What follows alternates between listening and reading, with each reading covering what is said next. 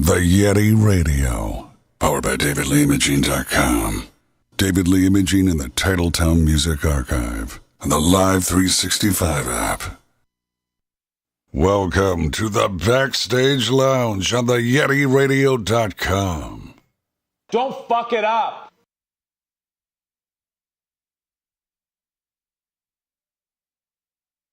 Welcome to the YetiRadio.com in the Backstage Lounge tonight.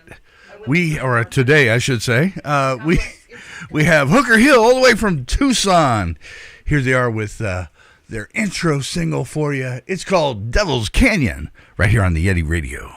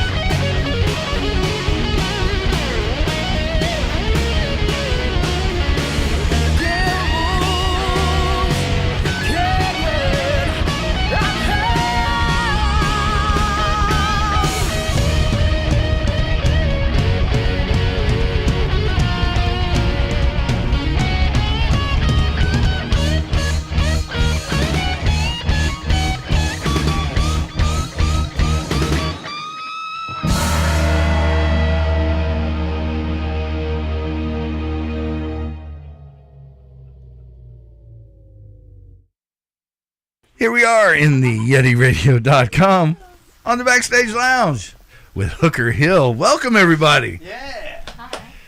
How's everybody doing?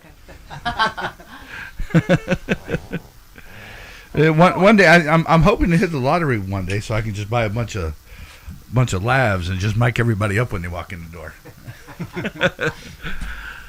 All righty, so It's good to be here. absolutely glad to have you. It's been a while. We've been trying for Right. It takes star and planet alignments to make things happen sometimes. That's right. So, who would be considered the head honcho or head honchos? Everybody? Is everybody original? No, they started. Those two. No. We're all like those two. Paul, Those two Paul guys. and I originally got this started. Okay. Awesome. And how long ago? Oh man, that was. So 2019. Oops, there we go. Thank you. So, to start from the beginning, Chant and I were in a band together previously, and in 2019, we had both separated from that band individually, and then about 6 months later, in August of 2019, we set up shop in downtown Tucson in a rehearsal studio there, and said, let's pair up as a drummer and bass player and try and get people in. And at first we thought maybe we'll just rotate singers and guitar player, singer and guitar player. And eventually we decided we kind of got tired of that. And right at 2020, the pandemic hit, and so that really cleared the board. Pulled the rug right out from us. Yeah. John, you wanna speak to any of that? Pulled the rug out from us on the pandemic. That's for sure. It was everything kind of came to a slow crawl. Yes. But we thought it would be a lot easier, and because we have all friends that all play, of course. Right. And all of our friends are all so busy doing everything else. I mean, like, you got guitar players that are in 3 different bands and that sort of stuff. So we've had friends that came and helped, and we would record, one at a time, sort of thing. But we've had Joe with us now for about a year, so it's been really great to have a solid player that's with us now, and things are starting to fall together now. Okay. Finally. And it sounds like it. Yeah. It sounds like. Well, thank you. Things are clicking like they should. Queen Cass, how long have you been with the band? Oh, let me get the mic. I'm just kidding. It's about to be 3 years in 3 years? June. Okay. Yeah, so it started off like it was, one of our old guitar players. I was just doing like a gig with them. They happened to be at the show, Chot and Paul, and that's where we met, right? That was the first time. And then they heard us, and then from there, I was in Hooker Hill, and then we just started writing and rehearsing. So yeah, it's about to be 3 years. Nice. Get the cap off that bottle. Okay. Oh yeah, let's cheers to that. Cheers to that. Cheers. Cheers to you. Cheers, Polly. Cheers.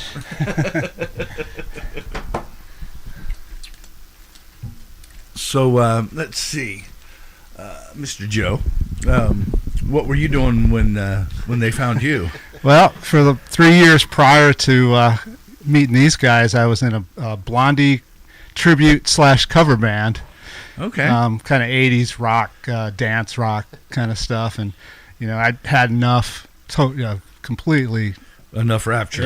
Yeah. So I needed some creative outlet, and so I discovered these guys. They needed a guitar player, and I thought I'd fit in really well, and so far they've kept me around. So, and nice. I looked it up this morning, and they probably don't know this, but it's been almost exactly a year since our first gig together. It was actually Saturday, March 9th at the Starlight. So that's almost our anniversary tomorrow. Yeah. I'm choking up, man. He's wearing mirror glasses. You're not going to see it. The tears. Yeah. So, how did you come up with the name Hooker Hill? Well, it was kind of my thing. When I was young, I lived in a town in New Jersey where the street was named Hooker Street, and so the streets were named after Confederate generals. So it was General Hooker is where it came from. Okay. And we lived on the hill. So there was this, as kids riding bikes and terrorizing the neighborhood. one of the mothers of the boys that we were riding with said, "All you little Hooker Hill monsters, don't bring the police here today." So that was it. The Hooker Hill Monsters. That's what we called ourselves. So I always thought, yeah, Hooker Hill would be a pretty badass name for the band. Absolutely. And so there's history with General Hooker. Everybody thinks that prostitutes are just called hookers. Well, the reasons why they're called hookers is because in the day when they were going to battle, General Hooker had all these young guys that were like 15, 16 years old going to battle. And so he would get them all prostitutes the night before because just to see them off. And so because you may not get another opportunity. So then the prostitutes were nicknamed hookers after General Hooker. Okay. And that's where that came from. Nice. So there's did not know. There's your Charlie Ray tip of the day. Absolutely. That's all I got for you. Love that. There's history behind it. Yes. Everybody thinks hooker. Oh, hooker. No, we're like, no, not that. Not those hookers. Yep. Oh man, I tell you, I know we're going to get into it a little bit. I'm just excited for tonight. We're I've been on pins and needles all week. I'm like, oh, this is going to be so insane. Closing the show for both of our friends. These guys have been longtime friends of us for a long time, and finally awesome. It's happening. Yep. Well, maybe after having you in here, it'll convince them to come in here because All right. they ain't made it yet. All right. And We beat them to the punch. so for Joe and Cass, were you in competition trying to get into the band, or was there just an opening and you kind of slid right in? Well, I talked to met Chot a few weeks earlier before really rehearsing with them, and I expressed my interest in joining the band, and they had a guitar player, and then he for whatever reason was no longer with the band, and they were faced with a gig in 7 days. So we need you to learn a set. So they really couldn't turn me down. Even if I totally fucking sucked. But so I learned their whole set in 3 days. We rehearsed. It went pretty well. Rehearsed maybe one more time and played that first gig. Kind of cold. I was pretty nervous on that one. But well, at least got it was through at the Starlight. Come on. Yeah, that's true. Who cares, right? Well, no, not that. I'm just kidding. It's just, if you're gonna, it's a good place to go try it out. That's right, exactly. Cass? No, they didn't have a singer or anything. I remember them telling me, they would go to different shows to try to find a vocalist, and they were just trying to find the right one. And that's when it happened. I guess they just liked me. What's not to like? That's right. Thank you. So we'll start with you. What's some of your biggest influences? Well, I'd have to say right from the beginning, it would have to be John Bonham. Okay. That's where it started. That's for sure. Joe's like, get the mic. Get the mic. Oh, yes. Sorry. That'll probably help. I'm not used to this. Right. I'm the guy in the back. And I always pick on people and say, okay, you got to remember the microphones, guys, because most of you don't use them. And and that's obvious. Any other obvious? I don't claim to be John. That's for sure. Oh no. No. But there was many. That's for sure. My father played professionally, so he was a big Buddy Rich fan. Okay. So that was a constant diet in my house. Yes. I'm sure. Yeah. So. Absolutely. Yeah. But there's too many to name actually. Right. So many. Up to date, who I really dig right now is Gavin Harrison. Okay. Of Porcupine Tree. Just great. Just a great percussionist this guy is, yeah. Okay. And awesome. more people should know about him. Right. Porcupine Tree. I'm going to have to look that one up. Yes. And I'd say that would also in my daily listening is Jason Bottom. Okay. Love his style. Yep. Love what he does. Right. Even outside of his father's work or what he does, his work with Black Country Communion. Great stuff. Wow. Awesome. Yeah. Joe, you're up. Well, I started mid 70s playing guitar. I'd say Zeppelin was huge for me as far as an influence. The early Aerosmith stuff, Jeff Beck. I'm a fan of Neil Schon from Journey. Okay. All those guys back then. Ted Nugent, he's a fellow Michigander. That's where I'm from. Okay. So he used to come to our town every year and tear it up. But yeah, that's my early influences. Today, Joe Bonamassa is probably my favorite guitar player to listen to. Okay. Just rips on the blues. So Awesome. yeah. Back to you real quick, if you would take the mic, sir. Sure. What you got? How long you been in music? How long you been playing music? Well, I had mentioned my father was playing professionally, so there was drums in my house since. Well, yeah, since so before you were the drums born. found me. Drums I didn't found find you? the drums. Yeah. Okay. So I've been playing since I was old enough to stand up to his set. Okay. In first grade, talent contests and all that, and just bring your snare drum. That's what you would do, and I knew nothing more than that.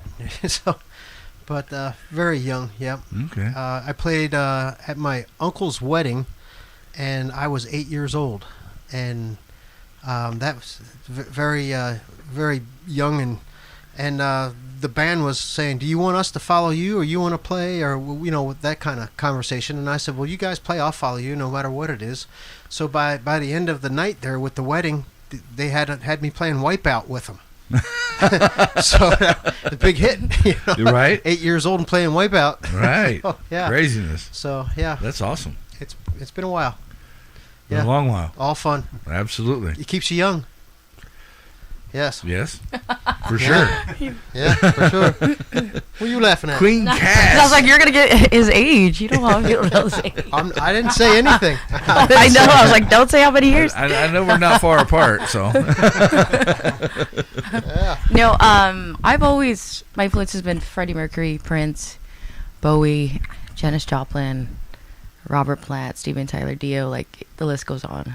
Right. So I still listen to them today. I feel like today I don't really have a vocalist that I listen to or look up to. It's all back. You've been listening to Miles Kennedy. Oh, well, no, he's good, but I love him. But just to Well, I influence know. him. Recently you've been talking that you've listened to a lot of the Miles Yeah. Kennedy stuff and I love him, but Alter Bridge and all that. it's good stuff, just like Mammoth, but I can't, it's Right. been from my old soul, the roots of back then. I Sure. just love Okay. it. So. And how long have you been singing? Since I was 7 years old. 7? Yeah. It's always been singing Singing and playing keyboards. and yeah. keyboards? Okay. Yeah. So this is So. a combination all the way through. Yeah. Awesome. So. That's cool. Sir? Yes. So let's see. I started at age. I guess I'll go all the way back. I'll say I started at age 11 when I was playing drums. I started Okay. off playing drums at age 11. There was, everyone kind of started off with either the practice pad and then moved on to the snare drum, and then you moved on to band, and then concert band, and then whatever. And I played drums through. Probably through college. I played in the Pima College Jazz Ensemble. I did, regular metal bands and rock bands and stuff like that. And at some point, I picked up guitar, but it really didn't feel right for me. And then bass, I rented a bass just sort of on the off chance. I was probably early 20s, and it was such this sort of like mystery instrument that I thought was really interesting, and I wanted to get into it, but I needed I sort of needed to get my hands on it and feel it out for myself. So I rented a bass and and ended up buying the bass because I liked it so much, and then proceeded to have a lot of influence from both drummers and from bass players. So I'm really solid in the rhythm department. So I would have probably grown up more so listening to like the big four, like Anthrax, Metallica, Megadeth, Slayer, and add on Exodus and Testament and Flotsam and Jetsam and Sacred Reich and all of those guys. So that would have been my foundation. As I got more into bass, it was probably more like, some of the guys who used fingers, like Geddy Lee, Stu Hamm, when he played with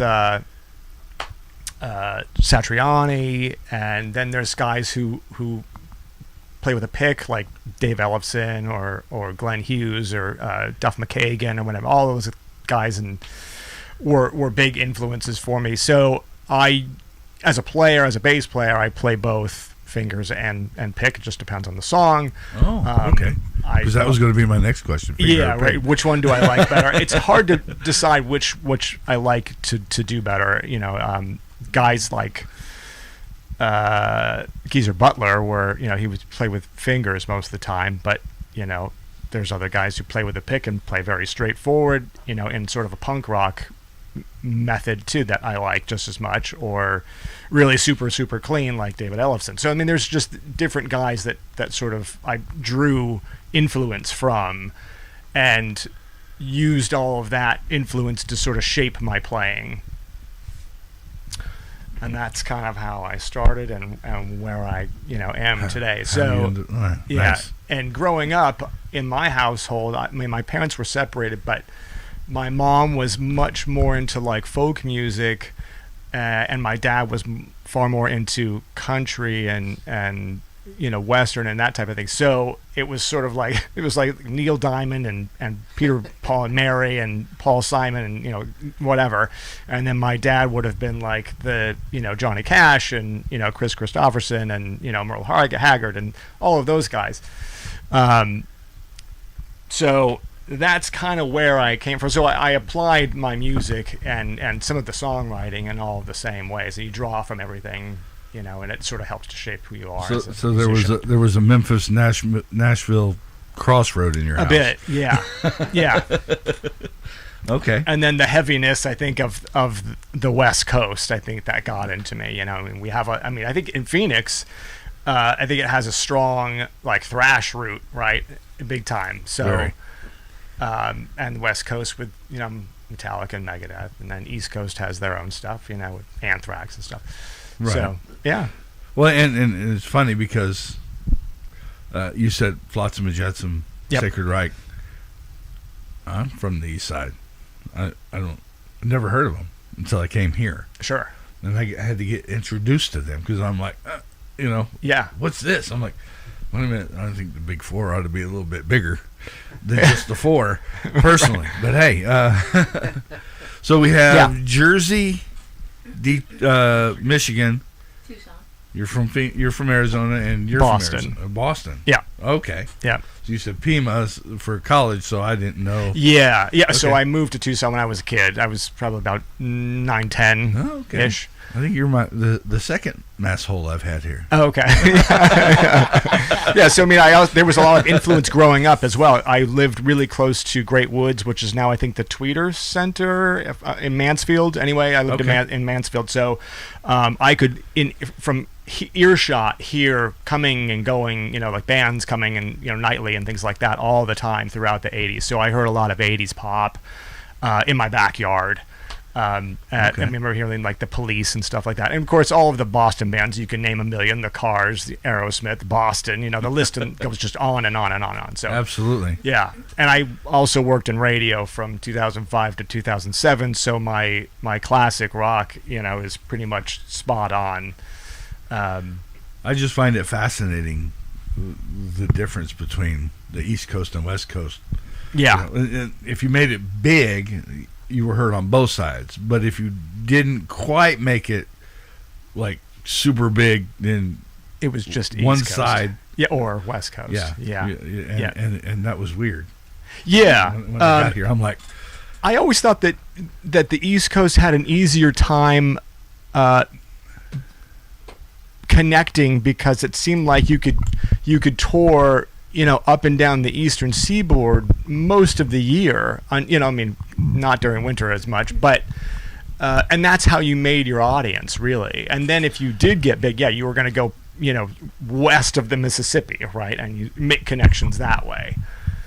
So, yeah, there is that versus West Coast sort of stuck to West Coast, maybe came down into Arizona, but I mean, you're not hearing a lot of bands coming out of like Idaho and Montana, right? Right. You know, Yeah. And if they are, they've moved to somewhere that has a music hub. Yeah, Vancouver or Seattle or whatever. We have a few here that are from like Nebraska. Right. We do. Yes. So, what's been your biggest highlight so far? As Do you want me to start? Yeah, go ahead, Paul. You love Take to it talk. away. I'm just I kidding. do. I'll talk the whole. I'll talk the whole time. His you just want me to turn his your mic off? His biggest highlight is he got out of the porno business and he joined a band. Okay. That's, Yeah, you know, there's All right. there is that. Nice. Yeah, it was after radio, so everyone was like, we were tired of hearing him talk on the radio. Let's get him to do something else. We'll get his pants off. I don't know. Biggest so far for us, there's kind of two highlighted. There is.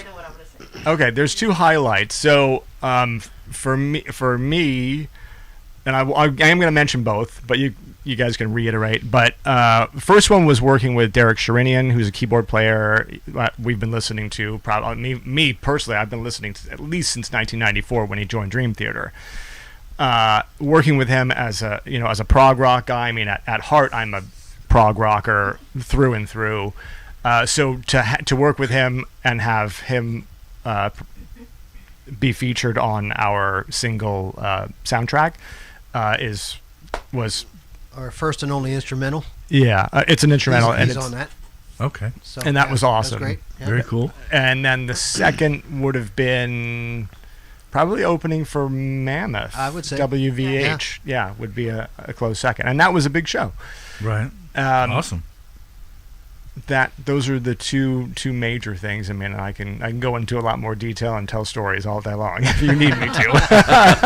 Yeah. But the format here is you. okay. And that's exactly what it is. This is your chance to tell everybody who you are, what you're about, why you do what you do, how you do what you do, listen to your music along the way, and then determine whether it's something they want to follow or Right. not. It's up to them. That's great. Yeah. At We that point. appreciate the opportunity. No, For sure. yeah. Yep. Thank you, because there are people that won't come here. But they don't know what they're missing. I was going to say they're missing out. Well, yeah, hopefully. Cass, do you want to talk about your highlights? No, that was it. Oh, okay. Yeah, so no, it was. He nailed it. Yeah, no, it was. Well, I wasn't around when they recorded with Derek Sherinian. But for Mammoth, that was so soon for the band, and that we had to get ready in like 3 days. They let us know, hey, you're opening for Mammoth. So. Yeah, it was like a Thursday night. Yeah. Oh, by the way, you're on Tuesday night. You guys will be ready for Tuesday? Well, we got work to do. And we're like, Holy shit. Holy shit, fuck. Batman! Yeah. So that was definitely exciting, and then on the Rialto stage, so that Okay. it was definitely an epic moment because, usually when you open up for a band like that, it's nobody really stays for the opener. They kind of go, get their drinks, kind of, walk around, but everybody stayed, like right in front of us. So we were all just like, whoa, because it was loud and it was like so many people and it was just live. So that was actually a Yeah, great the crowd was experience. giving us great feedback. Yeah. Yeah. And even after we got off Awesome. the stage, we were just like, I've never heard you guys. And I was like, yeah, it was. So that was it was a great moment. Yeah. Awesome. For sure. Do you have one, Joe? He's all Well, The I wasn't with them yet for Mammoth, so otherwise I'd probably just say what she said. But my favorite show has been the opening for Lynch Mob. Okay. Georgia Lynch, of course, Right. is just incredible.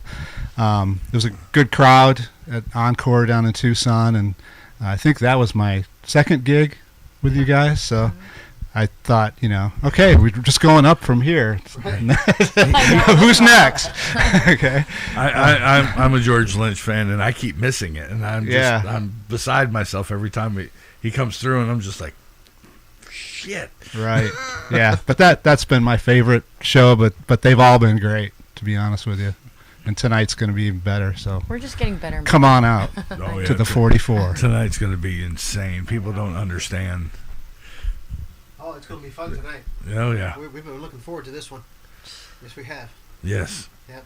Yeah. And like I said, I know who you're playing with, so yeah, buddy. That's going to be a That wow. means we got to step it up. Yeah. That's what that means. Keep people around. So, John, did you ever open for Color of Chaos or Christopher Shane in the in previous fact, band? No, but we've talked about it many times, and things have fallen apart.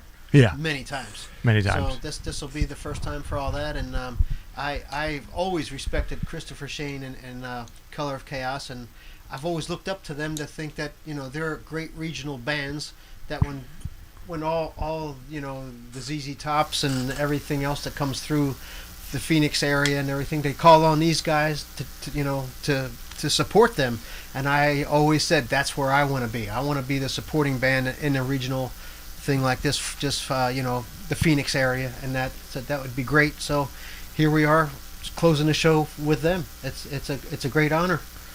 absolutely. It's going to be nuts tonight. It's totally stupid. I don't care what anybody And the says. 44 is always fun. Oh, yeah. It's always For sure. a good time. Yeah, I love that stage. So music philosophy, when it comes to writing your songs, where do we start for you guys? Well, typically it'll be Paul. He'll come up with a little ditty, and then we just build on top of it. That's typical. Off how of a it is. bass ditty? Yep. Yeah, Yep. usually I'm I'm wait a pretty. minute. Do we want to use the term ditty? Let's call it a bass riff. Riff. Let's call it a riff. Let's go with the bass riff. Yeah, Sorry about that. that's all right. I think, usually I will have a what I usually would call a verse and a chorus. Okay. And then I would go in and I would have rough drafts. I would record it at home and decide if I like it. First of all, is it good enough for other ears? And I would make multiple drafts of those things and just keep going. And after I think it's good enough to have the outside world hear without going, no. Then I bring it to the band and say, what do we think about this? And, is this something to work with? And then it's like on everybody else to where, okay, well, how fast do we want to play this? Or what do we want the structure to be? Do you have anything for an intro, or what kind of things? Usually, if I have a verse and a chorus of a part of a song, we can structure from there, and I will try and bring in something flashy, for an intro, and then let sort of the middle part of the song shape itself, and then just put that anywhere. Let's throw it across the room. But with Cass writing vocals and Joe writing guitar parts, it's sort of I like it so much more having multiple people writing in the band. It makes it so much more well-rounded. And I from early on I said, look, just because I bring in riffs doesn't mean I don't want everybody else's influences. I absolutely encourage everybody to write and to bring things in. Right, absolutely. Whether it's a drum piece, whether it's guitar parts, whether it's, a vocal piece or a keyboard part or whatever. Just, make it your own and be encouraged to do so, because the creativity needs to come from everybody. Okay. Any cross suggestions ever happen? With oh yeah, for sure. Well, I watched an interview on Metallica, and one of the things was the guitarist was doing this riff, and the drummer goes, "Do that twice," and we have a hit song. Yeah, we'll be in rehearsal, and that happens all the time. Okay. Like once I got in the band, it was primarily just Paul writing, and then I write too. Mm-hmm. So then we combine our kind of our styles together, and then that's how actually Power of Music came on. So I wrote the song, brought it to the band, and we all were like, hey, what's your feedback, what's your input, what do you like here, what you don't. And just like you said, it was like, hey, let's do that again. Or, you know what, that sounds good there. The more you know? We're playing it, the more it's evolving into something. Right. You know, it Absolutely. takes changes. Sure. Yeah, but I'm just it's a level of communication type Right. question as far as the intermingling between the different instruments, which I think is phenomenal and beautiful, and why I think the bands that last the longest together because of the communication in the music. When you have people that are just going. Yeah, I think when you could be like transparent and say, hey, this is what I'm hearing, right? This is what I'm not hearing, or hey, this works or it doesn't work. I think that's the way we actually get through rehearsal, writing a song. That's how it evolves and grows into, we call it hooker hill, like hookerfied. That's how we like to say. So we just make it our own, and what do we want the audience to hear on a studio recording, and what do we want them to see live? Okay. So that's how we go. But we do argue. yeah, we do. Yeah, Of course. we definitely do argue. Well, you have to. You have to one stick by your guns as an individual, but as a whole, there's got to be discussion, and then it's got to be.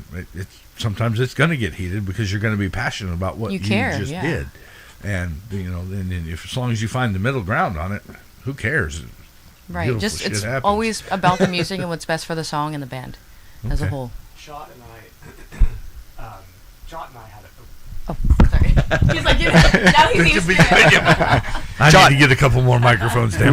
When John and I got together, we went out to the bar early on, right after we had set up our rehearsal studio downtown, and we were standing at the bar having a drink, and I think I turned to him and I said, "What happens if we have a bad day?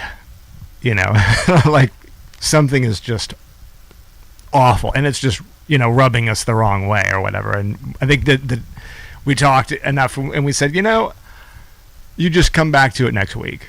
You just go home that night and just sleep on it, and you can talk it out the next time and let it ride, and come to an understanding at a later time when you do have those moments where an argument happens or whatever, and get it worked out. But yeah, some days you just have to walk away from it when it's all too much. That's I think that's a great life lesson, period. I know with my instruction that I'm receiving, it's not even been a year yet, but and I don't know that I'll ever become a musician, but there are those days I sit down to do practice and I'm just like, okay, I'm putting this down and I'll be back tomorrow because Right. Yeah.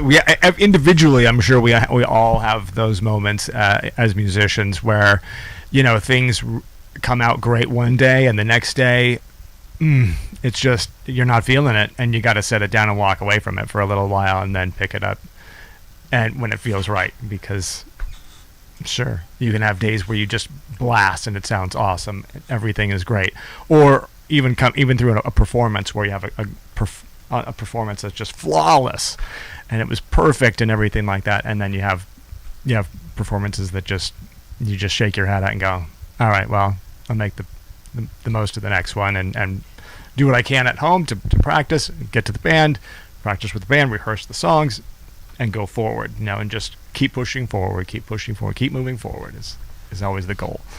Absolutely, for sure. Real quick, we have Thomas and Jerry says, "What's up? These guys rock." And then let's see, Carrie Page says, "Hey, you guys." All right. And then we got Hi, Carrie. Right oh, on. Mr. Ravenhawk himself. Oh, the Raven Hawk. Have a great show tonight. Thank you. Thank you. Joe, being, and I'm only, this is only curiosity because most of the times, or I think I want to say almost all the interviews I've done, it's the guitar riff that usually starts. So, and have you written songs prior to this? Oh yeah. Okay. My process is usually kind of the same as Paul's. Write a riff, put it intro, a verse, a chorus, the general theme of the song, tempo and whatnot. And since I've been with the band only a year, there hasn't been too much where I've initiated a new song, but we've got one that we'll probably be working on here shortly, that I started with that concept. Okay. So and I gotta say that since Joe's started with us and been in the band, there's songs that he revived, like where we've got an intro of a song, and now it's become really something else with Joe. Okay. It's grown. You're giving ad lib freedom. Yeah, much better. Yeah. Okay. What I like is one thing. What I like about our creative process is we're not pumping out a new single every week. We give the time to let the song breathe, come together the way it's going to evolve, and when it's all said and done, then we will actually record. So we don't rush things. Okay. Yeah, Joe's influence in terms of the all of the guitar parts are to cover both rhythmically and sort of creating an ambiance as well as playing his lead pieces. So he's putting a lot of plates on sticks and bringing a lot of talent to that part of the band for sure. And yeah, like we have a song called Devil's Canyon where he creates this whole vibe, this whole ambiance of how the setting for the song feels. Yes. And it's brilliant. And one more thing, because Ravenhawk has chimed in, if you want to hear Ravenhawk on Hooker Hill songs, the two songs that he did play on are Soundtrack and Blood, Sweat, and Fear. Yes. So if you get online, you actually are hearing Ravenhawk. And Blood, Sweat, and Fear is also, we had a guest on there vocally, and it's Tony Noise. He's from Noise Factory. Okay, Tony Noise, yeah. He's been here. Yep. Love Tony. Great, great vocals. Yeah, good vibe to have in the studio with you. Yep. Definitely. Thomas and Jerry say it's Jack, bro. So whoever Jack is. Whoever Jack is. Oh, you know Jack? Okay. Yeah. I don't, so sorry, Jack. Right on, brother. Michael Marquez is looking forward to the show tonight. All right, Mikey. Yes. Mikey. Always good to see Mikey show up. Always. For he sure. helps me with my drums every time. On and off. Well, he also says this is the band to check out. Definitely. Thank you, Mikey. Thank you. The reason I asked is because it's normally written the other way. Yeah. So how is it to come in as the guitarist and then have to fill in the guitar part after the bass riff has been done? I kind of enjoy it because it kind of brings me in with a different perspective than I normally would. So, not only that, it's like, I wouldn't have thought of doing it this way, because it's coming from a bass player. So it's just different, but I love it. It works. Yeah, It still works. Oh, for sure. I'm just curious. It's just a different way to attack it, and it actually has its benefits. To have I know where you're coming from, because a lot of guitar players will write riffs and say, here's the riff, and then put the bass line underneath it, and then there's the drum lies or whatever, put the drums in after that, and sort of layering in these funny ways. But having a bass line first, almost with the drums in mind, because that's kind of how I think. Right. It allows Joe to give himself I can do what he's doing, and I can also do another part over that, and I can create my rhythm because I know kind of how things are going to go. And then with Cass, she and I can talk about her, keyboard parts or what the words are going to be and how things are going to line up in terms of the structure of the song. So yeah, I think we just, with that, we go through like the phrasing and whether it's Paul coming or just me showing like a song written, we definitely focus on the phrasing to where, don't be mad, it's all about the vocals. I'm just saying. Of course. So that's a big thing, is because the phrasing and the timing, and then where we want to structure everything. I feel like we all are very good at that.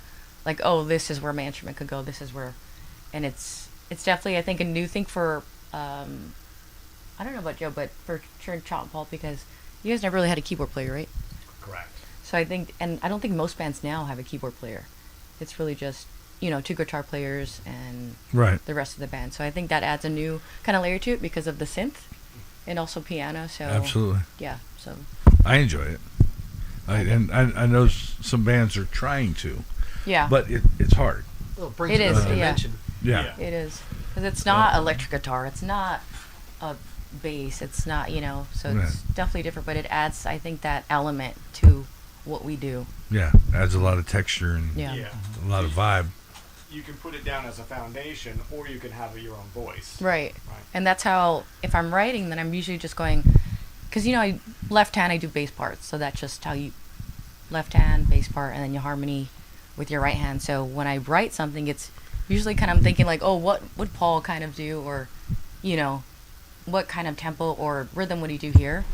And then I combine that and then I do chord progressions or just note by note. And that's how I kind of, write the songs. And then, and then he does his thing, everybody does their thing, and that's how we, yeah. Nice. Show them your boots. I just got them. Just got them. All right. Those things make I know. me. I was like, show them your clothes. What do you think? You have Warren Star everything. Well, at 6'5", those things just make me laugh really hard. Because I've seen them a lot. I lived and worked in Vegas for a few years back in the day, and there's lots of events that I worked that. There was some serious platforming going on. And it was I feel confusing. like Star Child with this. Where do you get inspiration for your lyrics? My lyrics? Honestly, Freddie, Dio, Bowie, and then Robert Plant. I think, and I don't specifically the words they say, but just their phrasing, and then I think the dynamics in which I feel like they use lyrically, right? Or it's, Freddie has a style, Dio has a style, Robert Plant, Bowie has a style. So I just kind of channel all my influences to be like, okay, what do I want to say here? What am I feeling? And then I go from there. I just start writing, and my style is like, because I grew up with like soul music plus classic rock and roll. So it's like I just combine those two, and then just whatever I want to say in the song, I try to be intentional and authentic as possible. Well, let's talk Devil's Canyon then. How did you Write the lyrics. write the lyrics for that? So I was, we were working on the song, and then I'm like, okay, when I hear the song Devil's Canyon, it feels like I'm in a place where I'm trying to get myself out of. I'm that dark place, but yet so beautiful in that kind of dark light way. So I was like, okay, I feel like it's like a, rising of the dawn kind of thing for me. So that's how I started writing the lyrics, and it was kind of like a full circle kind of thing. So it's like I'm in this dark light, but I'm at peace, So Devil's Canyon, I'm coming home. So that's where it came from. Okay, awesome. So what's up with the drummer? What's up with the drummer? when you guys sit down and what's your thought process and when you guys are writing your music? Well, first of all, it's not a drum solo. No. I play for the song. Right. So you don't want to overplay it, that sort of idea, but just to enhance with what's going on around you. Okay. So that's mostly the thought process of doing it. Paul and I were together in another band before, and in that band, the last drummer that was before, he just attacked everything, and I don't know if that's maturity. I don't know, but it's more for the song than just playing this big long attack of a drum solo, that sort of thing. And when I came into the band with Paul doing that, I I just took it under my wing just to slow things down. And then it became where you could hear it better. You could hear more deliberate of everything, all the players. It was just a better experience. But that does explain the sounds that I hear. Yeah. Yep. Okay. So that's about it. Awesome. Yep. Let's see, where are we at? Let's go ahead and we'll do the intermission. Let's talk up Power of Music. How'd you lyricize that one? So I started to write. I wanted kind of like an anthem for us. I started to write on my keyboards. So I wrote musically first and then lyrically. Power of Music. I wanted to write something that's what music meant to me. Okay. For me, it's magic filled with depth, substance, colors. That's what it's always been. So I wanted to write that and put it into a song, and kind of what speaks to everybody. Because I feel at all of our shows, you could feel that we're all there for that reason. Music is power. Power is music. So that's how it came about. Awesome. And you started it with. Started writing it on keyboards. Keyboards and then lyrics, and then everybody else. Then I brought it to the band, and then Okay. everybody put their input, and we made it what it is today. Awesome. So, That's what it is today. Yeah. Yes, very awesome. All right, intermission time, everybody, right here on the Yeti Radio, live in the Backstage Lounge with Hooker Hill. Here's Power of Music. Let's do it.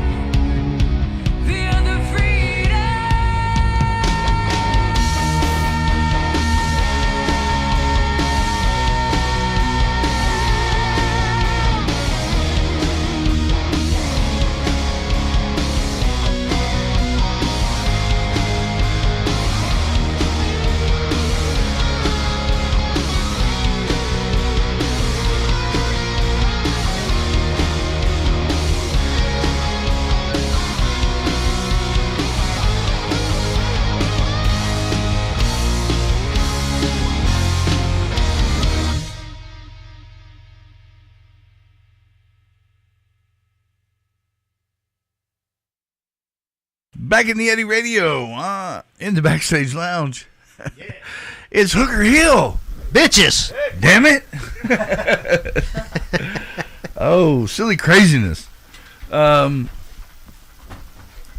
let's see. That's probably my favorite song. All right. I like them all, but if one had to stick out, that would be the one the hammer hit. Cool. Let's see. Oh wow. Okay, you've played in the Valley, and you're obviously playing in Tucson. So, favorite place to play in Tucson, and favorite place to play up here, or elsewhere in the state. Tucson, my favorite would have to be the Rialto Theater. Okay. Yeah, just it's always good sound in there. Always. I've only been to the Rock, so Right. I'm hoping to eventually be able to cruise back down there and hit some of the other places, because. I agree, Rialto. Right. And up here, I do like playing the 44. It's always a good stop for us. Always. Okay. Yeah. Great staff there. Yeah. Yeah, I have. I think I agree. First and foremost would probably be Rialto in Tucson. Maybe a second would be. I was going to say second or 191 Tool, which I'm not sure which.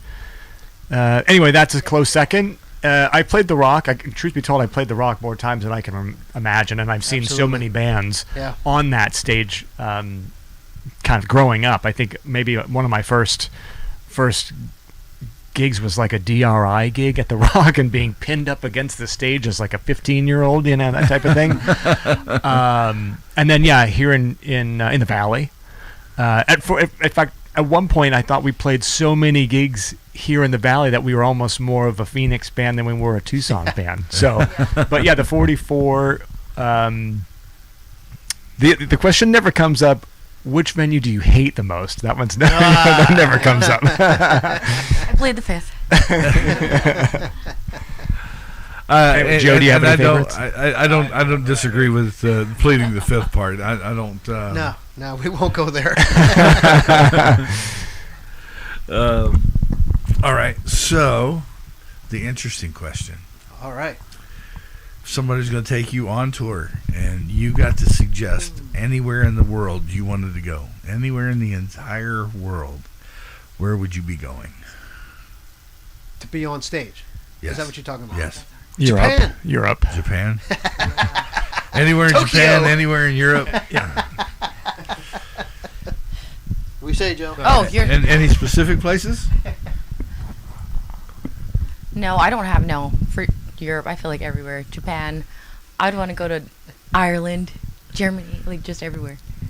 I don't have one. I feel like the fans in Japan are just They're wild. off the charts. Oh, of course. That would be the fun thing there. Europe, just a whole tour of Europe, Germany, Italy, Man, we're going Spain. to Japan, guys. I'm just kidding.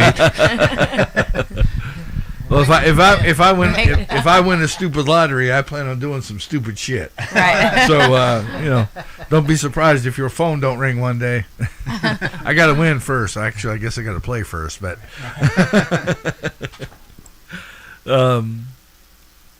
Hey, I would just like to give a shout out to my brother Jason that came up with the logo for the band. Okay. He was a hell of a tattoo artist. I called him one day and said, "Hey, we need a logo," and this is what he sent to us. This is it. It's been working ever since. It's been great. Absolutely. Thanks, Jason. Has Jason done all your tattoos? Oh, Jason's done all my work. It's of course, yeah, Jason. yeah. Guess I might have to make a trip to Jersey. Right. Thanks again. Right on. Okay. Yeah. Wembley. Yes. Oh my God, Freddie Mercury. I'm sorry. Okay. Yes, Wembley. Yes, Wembley for sure. Well, and you talk about Freddie being an influence, and the fact that Freddie felt that his teeth were crucial to his sound. I don't know that I agree with that. Yeah, he didn't want it because he's like, oh, that would mess up his singing, and Yeah, and okay, maybe, but I think it's cool that it's still an influence and awesome. Yeah. Because that's some insane stuff. He's iconic, one of a kind. So. Oh yeah, definitely one of a kind. Let's see. Questions. If you could collaborate with anybody, either as a band or an individual, past, present, bring them back. That's what I was gonna say. Dead? Can we do dead or? Yeah. Okay. Dead or alive? Wow. Oh God! Oh my God! There's so many. Obviously Freddie and Prince and Bowie. I think for me too. I think as a band I would do Leonard Skinner, just because I love, The Dirty South. Yeah, I love that. I think now it'd be really cool to collaborate with Mammoth or Alter Bridge. I think that would be Okay. even Steel Panther. I'm just saying because that would just be cool. You know what I mean? Right. So, yeah. What would you say, Paul? I agree with the Alter Bridge thing and the Mammoth. Those are definitely bands that I'm currently influenced by. I'm gonna go left, make a sharp left here, and say I'm a big Devin Townsend fan, so I would go in that direction, and I also want to do something eventually in the Celtic rock punk type thing as well, just for like a Flogging Molly or a Dropkick Murphys, or there's something in that realm as well. I would probably do. Okay. So, Joe, I'd like to be Ozzy's guitarist, Okay. circa 1989. Right. Zach Wilde, who was that guy? No, that would have been the ultimate. Okay. I thought you were bringing Eddie back. Who? Eddie Van Halen. Oh yeah, well, he might. Brain fart. Oh yeah, that guy. I don't want to show him up, so we'll leave it there. Well, you say collaborate. I think of having somebody come in and work with us. That's collaboration. That's what I would think. And Okay. I would love to work with Steve Vai. Okay. That would be so badass. Yeah. Yeah. Absolutely. Yeah. He would bring something from what you're not expecting. Because he hears a different planet in his head. Right. Absolutely. Yeah. Right. You also say Tim Yeah. Montana. Tim Oh, I thought Montana. you were- yeah, I thought you Tim were gonna say that. Montana. Yeah. Yeah. Love what he does. Yeah. I know I'm leaving. I'm leaving out a couple of people. I'm Literally sure. So many, because I'm gonna be like, oh, I should have said that. But for sure, Steven Tyler. Do you guys know? Have you heard his country band, Oh yeah. the Loving Mary, right? Loving Mary. But just him going to that different genre of country, but still rock, and he brings that. That would be awesome to see Steven Tyler. So I love him. I'm sorry. I just love him. You make me break my notepad out. Yeah, they're all phenomenal musicians, but he's still Steven Tyler on stage, and they Right. do the cover Janis Joplin, "Piece of My Heart." He does that really good. Nice. Say the name of that one again. For the band, Loving Mary. Loving Mary. Yeah, Loving Mary Band, I think it's called. What's So I see you've got Escape the Hive came in. yes. Well, And speaking of bands that have keyboards. We were just Yeah. in the studio with Michael Beck. Okay. Yep. I'm waiting on a call back for them to come back because they're getting ready to do some more music. So Yep. I just did a show, or went over to see a show and take pictures of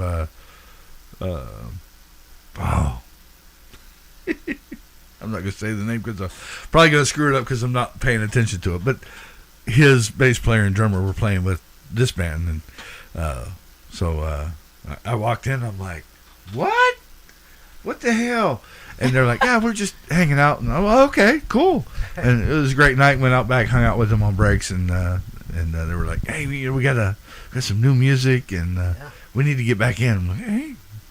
And I got a call from their tour manager, so she's working on letting me know where I got to run with it, but I can't wait to do that one again. We've got a date lined up with Escape the Hive. Okay. And the Crown Syndicate. And Crown Syndicate, and that'll be in Bisbee on March 29th. Bisbee. Yeah. That's a long way away, Bisbee. isn't it? Yep. Yeah, if you're in the valley, much farther Yeah. south. Yeah. At Damn the it. what hitching Because saloon? I would- The Hitching Post Saloon. Hitching Post? Saloon. Okay. I've at least heard of that. But I know, with an H. It'll be Crown and Hive and Hooker Hill. It's going to be a great night, that one is. That definitely. Yeah. Too bad we can't teleport yet. we we can telework. We just can't teleport yet. So knowing what a successful career was back in the day, and what would you consider, because the parameters have changed drastically, for sure. what would you consider a successful career today? I think if we went on, just like Chot was saying earlier, like a regional tour, I think to be able to play, because it's different now with technology and streaming, and anybody could kind of, be on a laptop or do whatever they need to and, release music. I think for us to be an original band where it's definitely hard, just kind of just stick to that and not go back to doing covers or being a tribute band. I think if we did a regional tour with other great original bands, I think that we would feel successful, like we're doing something, and then just releasing an album too. I would like to hit the road and do some festivals. Yeah, that's a big thing. Some cool outdoor festivals. That'd be great.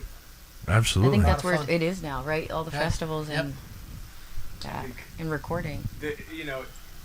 What record labels can do for people in order to change up the way that it once was, like you mentioned, as far as what was successful, it's got to be reformatted. Instead of shelling out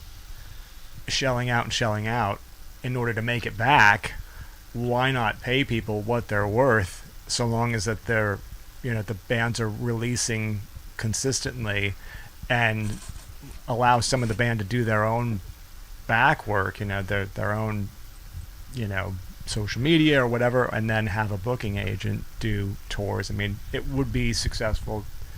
I think or how I would define success is both releasing and performing at a consistent rate. Yeah, for sure. Right. Absolutely. I can't disagree at all.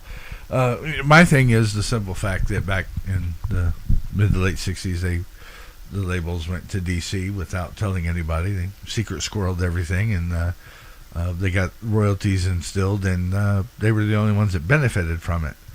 And we need somebody on this side that has the power to be able to try and go back and get that changed. Yeah, reformat. It's been one-sided for way too long, and it's the wrong side. I mean, right. People, they're the ones calling the shots. Yeah. And people are only listening to the music that they put out. Well, who are they? You know what I mean? It's not done by the small guy anymore, right? The movement is trying to go there, to be done by the little guy, by saying, look, I can do this on my laptop and I'm gonna release it.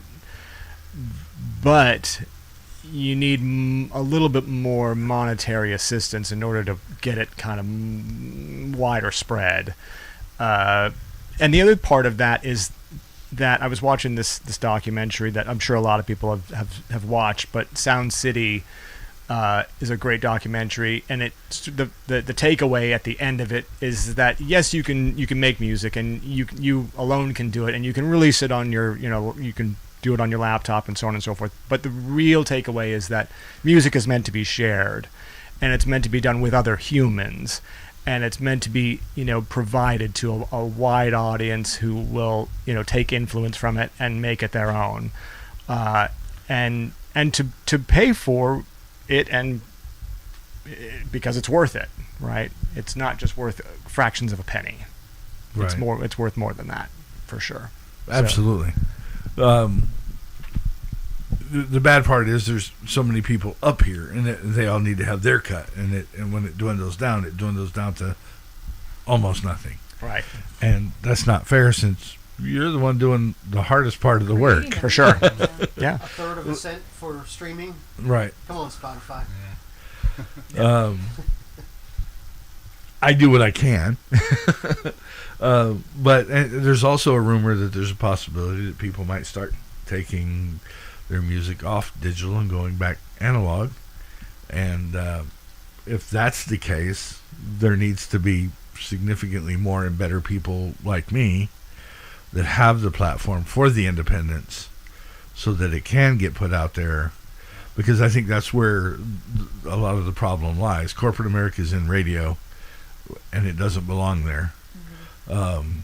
Because the radio station is the advertisement for the music. Correct. Nobody's going to go buy your record or your CD or your song until they hear it. And the smaller guys are getting squashed and pushed aside. Yeah. You know, and that's the thing. I try to, for my show, I try to be as unbiased as possible. I play music I don't particularly personally care for, but I play it because somebody's gonna like it. Not everybody was a Parrot Head. Not everybody was a Deadhead. You know, Sure. Not everybody liked Zeppelin. Not everybody liked Metallica. Right.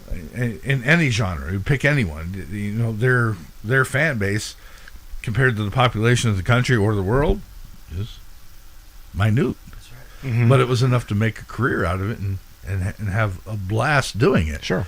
You know, some made more than others. Yeah, that's going to happen. You know, you don't have very many unicorns, but Right. when they happen, they happen. And that's kind of why we, as a small guy, you do have to define what your goals are going to be. You know, because the ability to make it is, you know, kind of few and far between.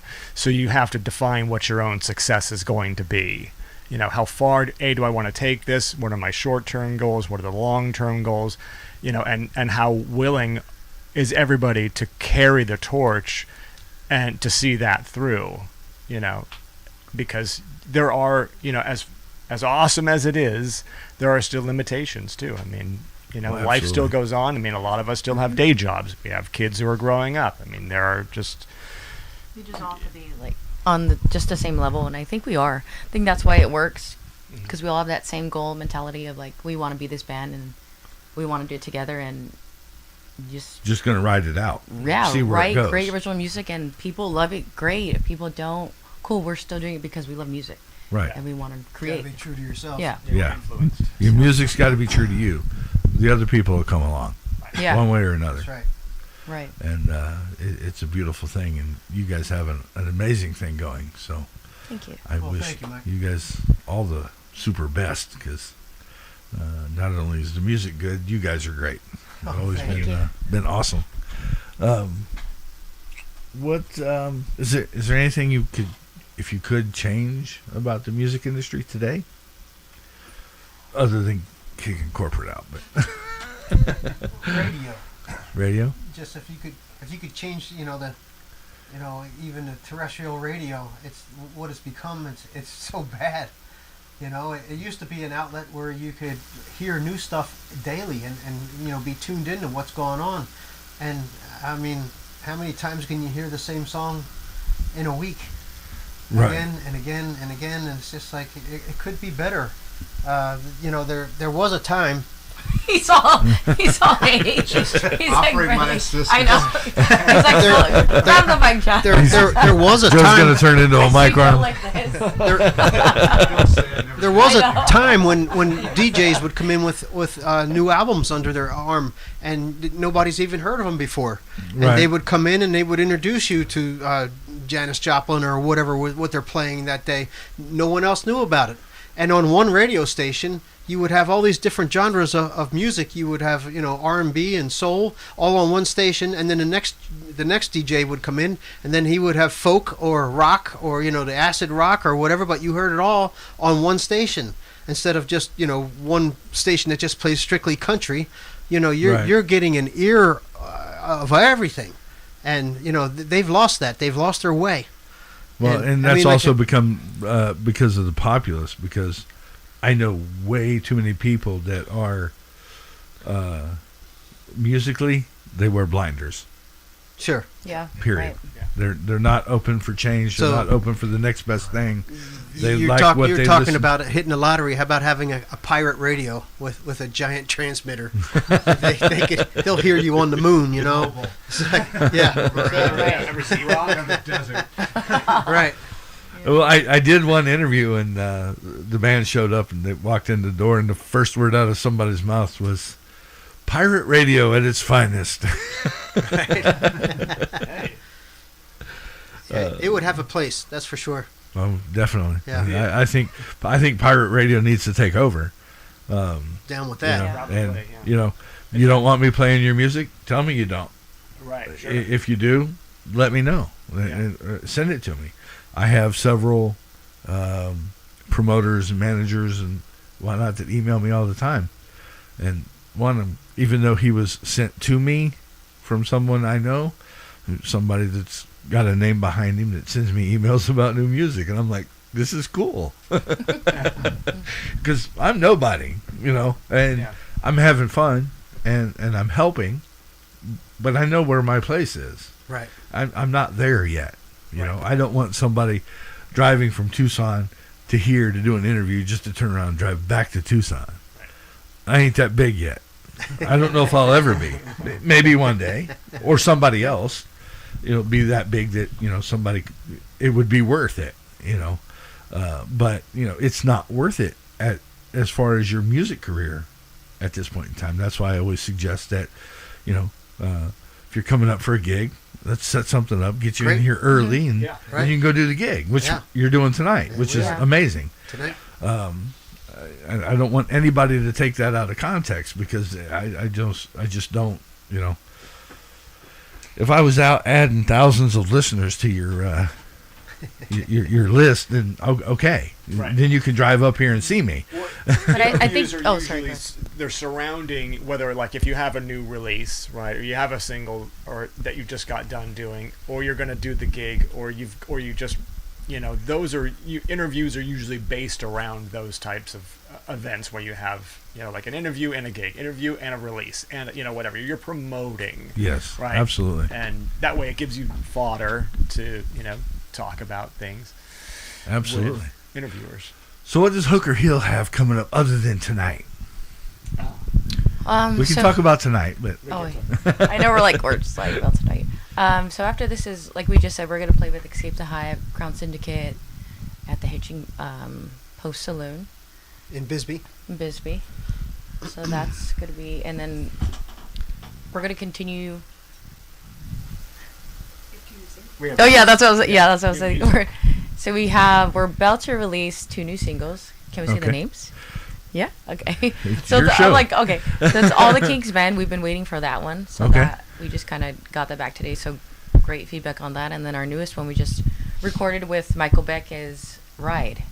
So that's our newest one. It's a fast little, song, but it's a great one, right? We always feel so. Do you want to shout out to, well, obviously, Michael, but also All the King's Men was. Oh, Mayor, it was mastered by Mayor Applebaum, All the King's Men. Okay. So the last few of them that we've mastered with him, quite a few, and we got his name through Derek Shrinian. We were working with Derek on that one song, and we asked who would you master with, and he said Mayor Applebaum. So he's in Los Angeles, busy guy. He treats us really well. He's a good guy. He's very very giving with his time. Okay. Yep. Awesome. He's been great to us. You can look up his resume. His discography is off the hook. I can imagine. Yeah, I know. For sure. Yep. Anything after that? After Bisbee? Well, anything else going on? I think there's a double. Oh yeah. So it's gonna be in May, another one at that place. Okay. We've got some stuff we're working on. I don't know if we can really talk about it right now, but okay, no, that's cool. It's coming in months. You post it and share it, and I'll as soon as I see it, I share it. So Right on. And I appreciate that you do that for a lot of bands that I see. So that's awesome. If you post flyers and I see it, just put it out there, because even if I can't make it, somebody can, and hopefully they'll see it. You know. And your followers and their followers, so that definitely helps us out. Coming to a venue near you. So tonight at the 44 in, is it Glendale or Peoria? Right Glendale, on the border. It's on Peoria, but it's in Glendale. Yeah, it has a Glendale Right. address. Right. So we have who's going on first? Christopher Shane, Christopher Shane's on first, Color Chaos. then Color Chaos, and then Then us Hooker Hill. hookers, yeah. We'll The clean it hookers up. are gonna Yeah. tear the stage up tonight. Because there ain't nobody coming on after them. Right. No. And that kicks off at about 8:00 tonight. Yes. Yes, and Yes. Yeah, Christopher Shane starts at 9. 9. So, yeah. Okay, doors at 8. Mhm. Show starts at 9. Yeah. You guys go on roughly about 11, 11:30. 11:30. Yeah. Okay. Well, I think I'm gonna, once we get done here, I'm gonna go take a nap. That way I can. All right. I'm getting old. In fact, I left early last night to come home so I could go to bed. I was like, man, I'm tired. But let's talk about, what is it? Once Mine. Once Mine, yeah. So it was. Oh yeah, That because is a long, expensive story. yeah. Oh yeah. A long, 'Cause expensive story. I barely Uh-oh. got in the band, but the song was already written, and then so you guys already started. I think you want to. Yeah, you guys have your story. Go ahead, Paul. Take it away. Okay, so so Once Mine was again started off with riffs, and at the time we were working with Tony Noyes, so he sort of helped to round out some of the rough edges where we needed assistance, and we went into a recording studio in Tucson, Luna Recording Studio, and we had gotten this thing worked out. Tony came in and sang. Jot and I were doing our thing. We had a whole different guitar player altogether, and we got done with it, mixed it, and then went, I'm not sure. I'm not sure we're feeling it. So let's shelve it and we'll have a think. And then changes came. I'll say magic happened. And Cass came in, and we Wrote it again. yeah, essentially. I think we rewrote the lyrics. Yeah. Lyrically. Wrote the lyrics, everything. Yeah. And then went back into the studio, didn't like the guitars that were on it, needed to redo the guitars. I think the only thing that stayed was the bass and the drums. Bass and drums. That was it. Gear-wise, did you change anything? I mean, there was nothing there that... No. I think... No, yeah, I didn't. okay. Yeah. So once the guitars changed, that was it. It went back through mixing and back through mastering, and it was like doing a song twice. And if you're not doing it, at home on your laptop or whatever, it does get expensive when you go through, your recording and your mixing. And if you have a producer who's like, hold on, okay, hold on. So, but when Cass came into the picture with that song, it changed everything. yeah. Yep, it finalized. So now, Cass, tell us about the theme of Once Mine. Okay. I don't want to cry. I'm just kidding. No, so when I came, heard the song. Velcro. Yeah, I know. I'm like, it's my little fish. Move it It's down because to my the end. There you go. fishnet. But I was, talking to Chot and Paul, and they just wanted like a different sound to it. So when I heard it, I was at the time kind of, just going, I guess, healing, I guess you want to say. Going through some changes. Right. So I took that inspiration and I wrote from my own experience of what I went through in a relationship. And when I heard the song, it sounded like, just kind of like the girl power kind of fuck you kind of thing, Absolutely. So I just wrote it in that sense of, but my point of view, just having, this is what I went through.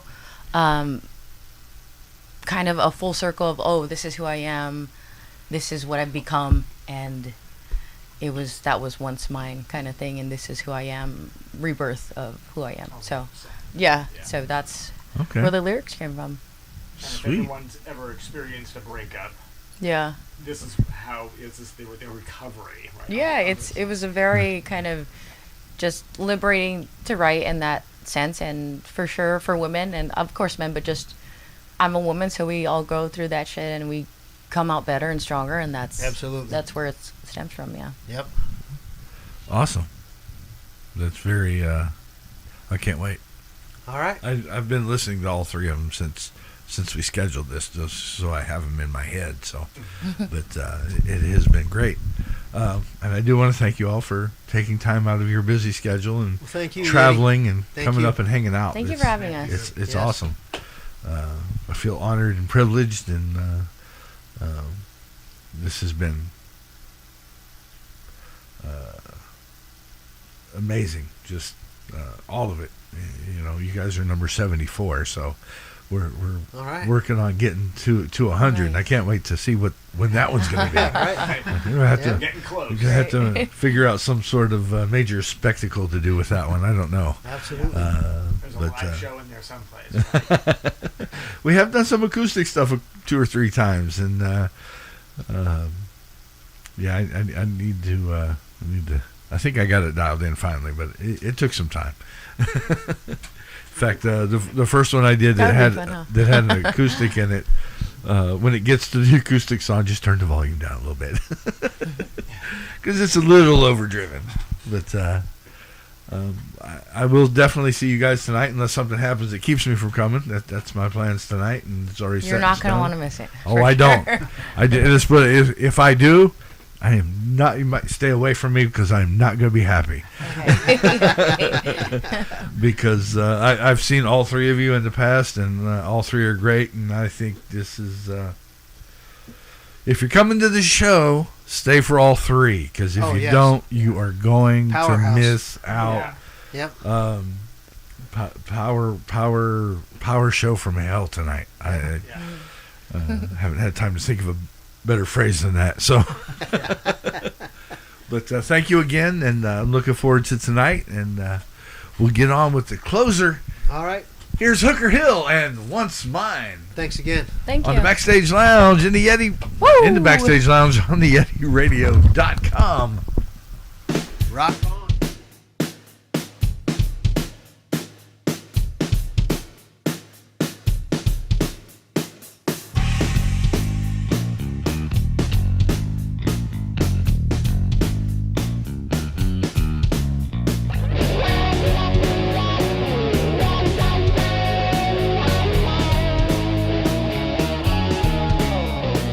Once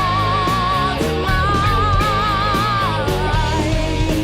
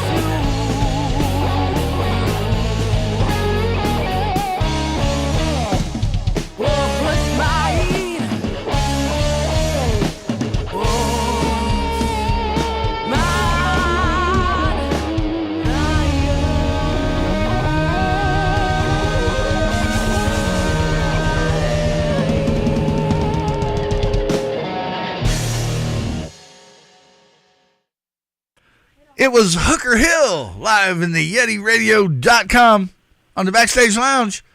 Thank you for joining us tonight. And if you're in town and going to the 44, we shall see you there.